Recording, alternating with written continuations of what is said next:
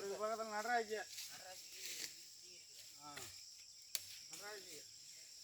பகவான் எப்படிலாம் படி வளர்க்குறான் பற்றிய கடவுள்.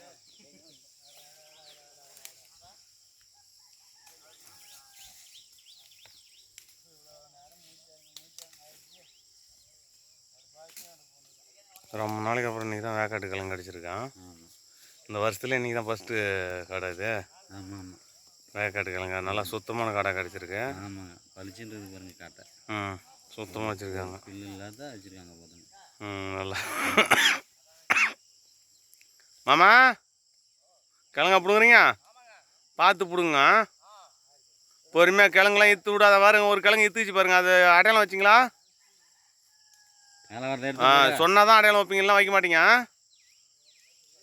ஏங்க மாமா, நான் இங்கேருந்து பார்த்துட்டு சொல்கிறேன். கிழங்கு இத்துச்சுன்னா உங்களுக்கு அங்கேருந்து தெரியல. காட்டுக்காரர் பாவம் இல்லைங்களா?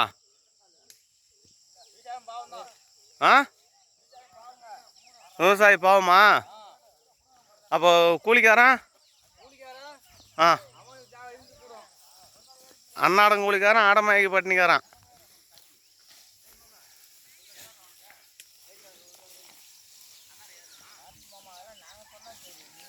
நடராஜ் நல்லா கிழங்கு இத்துச்சுன்னா அடையாளம் போட்டு எடுப்பான். காட்டுக்காரங்க பாவம்ல. விவசாயிக்காக கஷ்டப்படுற, நீ யாருக்காக கஷ்டப்படுற? விவசாயத்துக்கு தானே கஷ்டப்பட்டு இருக்குது இந்த நேரம். எப்படி?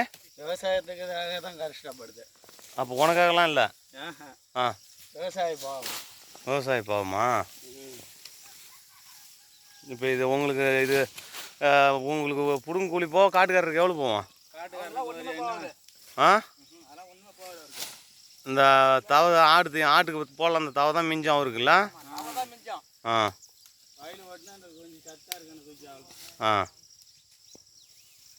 கொத்துக்காரரா கொத்துக்காரரா இங்கே பாருங்க, இவர் தான் கொத்துக்காரருங்க.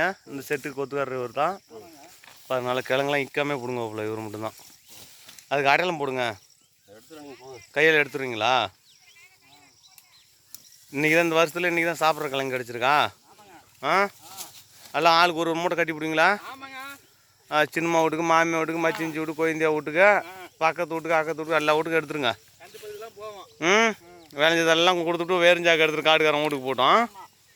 யாரும் ஒரு கையும் கூட இன்றைக்கி எடுக்கக்கூடாது. திங்கிற கைங்கன்னு மூட்டை கட்டக்கூடாதுப்பா. ஒரு கிழங்கு கூட எடுக்கக்கூடாது மச்சான். கிழங்குலாம் யாரும் எடுக்கக்கூடாது. என்ன 10 கிழங்கா? அதே 10 கிலோ வச்சா?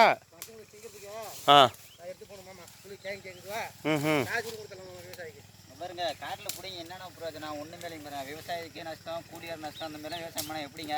ஏதோ பார்த்து செய்யுங்க கொஞ்சம். என்ன பார்த்து யார் செய்வான்? சுற்றி அரசாங்கம் பார்த்து சுற்றி சுற்றி சொல்லிட்டு காட்டுக்காரன் தாலியில் தான் தாலி எடுத்துகிட்டு போவாங்க. இந்த காட்டுக்காரர் அருமையான காட்டுக்காரருங்க. கிழங்கு பறிக்கணும்னா கிழங்குலாம் பறிக்க முடியாதுன்ட்டு நின்றுக்கிட்டே தான் இருக்கிறாப்புல. ஒரு நல்லா அப்படிங்க போகிறாரு. கூட ஒன்று கையில் வச்சுக்குப்பா, அரைக்கு போட்டே வந்திருப்பேன்.